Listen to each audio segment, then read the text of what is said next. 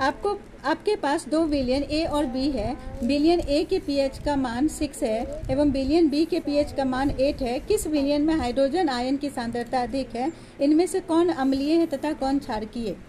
PH scale 0 से लेकर 14 तक के मान पर कार्य करता है। 7 से नीचे के मान को अम्ल में मापा जाता है, अम्ल में होते हैं, तथा 7 से ऊपर के मान को क्षार में मापा जाता है तथा 7 को उदासीन माना जाता है। जिस ए अम्ल है, बी क्षार है। ए में हाइड्रोजन आयन की मात्रा अधिक है, इसलिए यह अम्ल है। सांद्रता अधिक है। ए का पीएच मान कितना इसमें दिया हुआ है? ए का पीएच मान 6 और बी का पीएच मान 8 दिया हुआ, तो वो क्षारीय है। ठीक है। H प्लस आयन की सांद्रता का विलयन की प्रकृति पर क्या प्रभाव पड़ता है?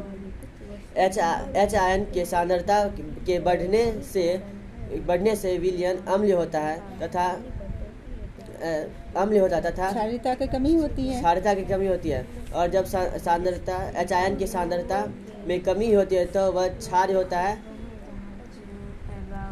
आयन की सांद्रता घटने से क्षारीयता बढ़ती है और अम्लीयता कम होती है। और जब आयन की सांद्रता बढ़ने से विलयन में अम्ल की मात्रा बढ़ती है तो क्षार की मात्रा घटती है। अपोजिट है।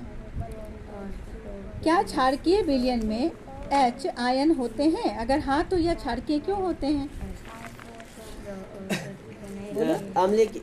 क्षारकीय विलयन में H आयन होते हैं। जिस विलयन में H आयन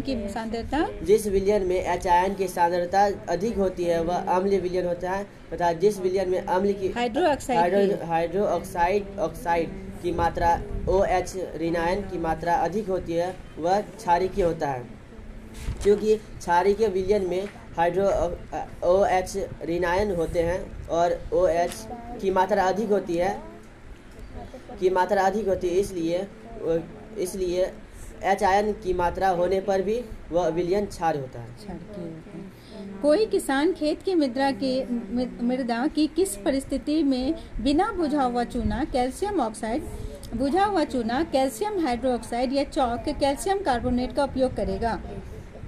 बिना बुझा हुआ चूना कैल्शियम ऑक्साइड, बुझा हुआ चूना कैल्शियम हाइड्रोक्साइड तथा चौक कैल्शियम कार्बोनेट का प्रयोग क्षारकीय होते हैं।